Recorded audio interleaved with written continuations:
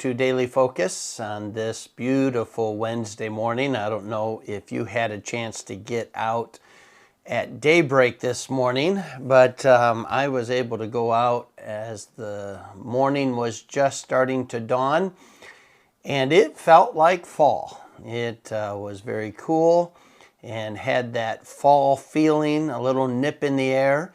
And that was a very refreshing feeling after many days of humid heat that we've experienced.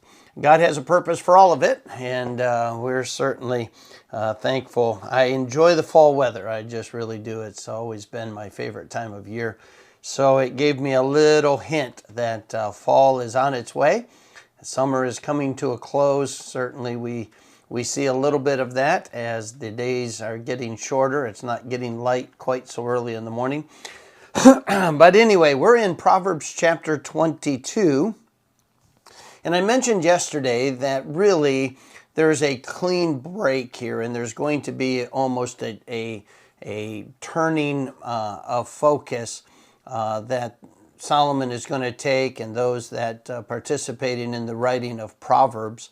And he's really going to zero in. We talked about verses 17 and 18. We're going to read them and then launch into this next section of Proverbs.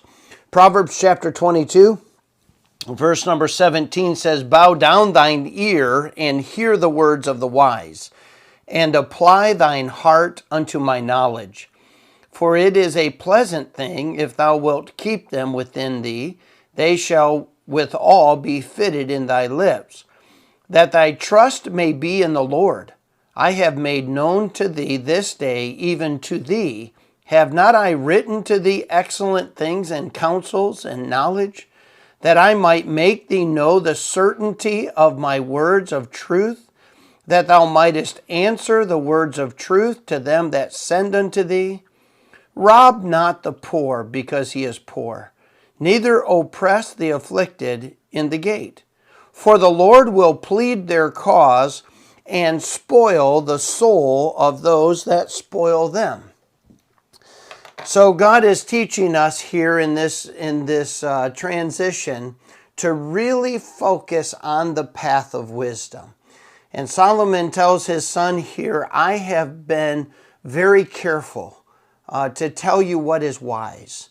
I have told you very clearly that God would reveal himself in knowledge. And he only is able to do that on the path of wisdom. And so stay on that path. Verse 19 says that thy trust may be in the Lord. I have made known to thee this day, even to thee. In other words, Solomon is saying this path, the will of God, the path of wisdom, the path to conform to the person and character of Jesus Christ, this path is the only path for blessing. It's the only path that brings joy and peace. It's the only path that God chooses to bless. He's warned and warned and warned of all these other paths, but here he's going to really zero in on what this path of wisdom really brings. And so then he gets to the verse number 20, and he said, listen, I have told you a lot about God. I have told you a lot about who he is and what he's like and what he expects and why he expects it and what he'll do if you will obey. And he's like, I have told you these excellent things. And then he comes and he says, I want you to remember this, son. These words, the path of wisdom, is true. You're going to have people tell you you don't have to live that way. You're going to have people tell you it's too strict. You're going to tell people it's too confining. You're going to have people tell you all kinds of stuff to get you off of that path. But son, I'm telling you, the path of wisdom is all true. And so he makes that statement. And then he says, here's part of that path of wisdom. Don't rob from the poor because they're poor. In other words, he says it's very easy to take advantage of the poor because they need. It's easy to use the poor in a way where it benefits you because they don't have a lot of options.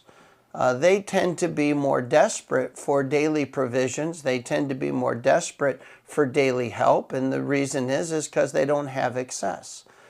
Quite frankly, in America, there's fewer and fewer people really that know true poverty.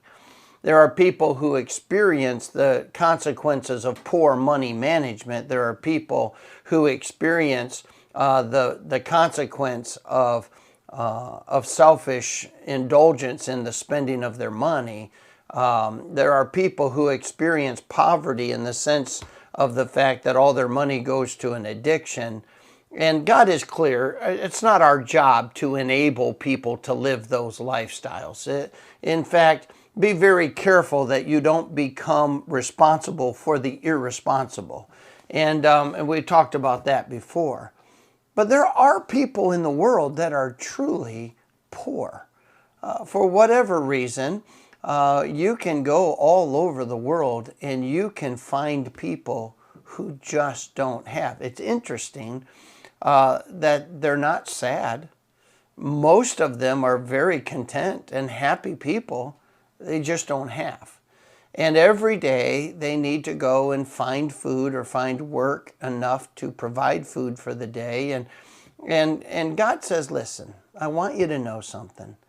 When you are sensitive to the poor, when you are careful to meet their needs, when you're willing to take of your access to truly make a difference in the life of someone else who needs, God takes notice.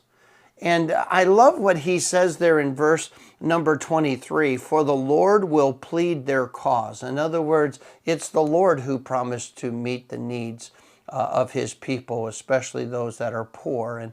And he pleads their cause. And spoil the soul of those that spoil them.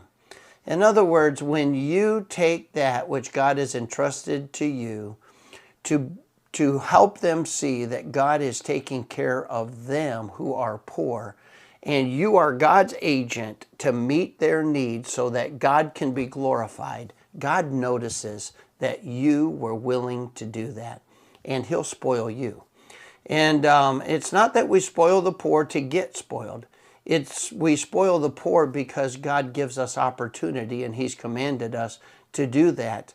But in that path of wisdom, that path of obedience, comes blessing. And so God reminds us, stay on the path of blessing. Here's what it looks like. Be faithful. I'm involved. I want to be that agent that is glorified, but more specifically, I want you to be able to participate in my program, and I will bless you for walking the path of wisdom. May God bless you today. May he meet every need that you have. May we be very sensitive to what the Spirit of God would have us do to meet the needs of others. And I'll see you tomorrow morning at 9 o'clock.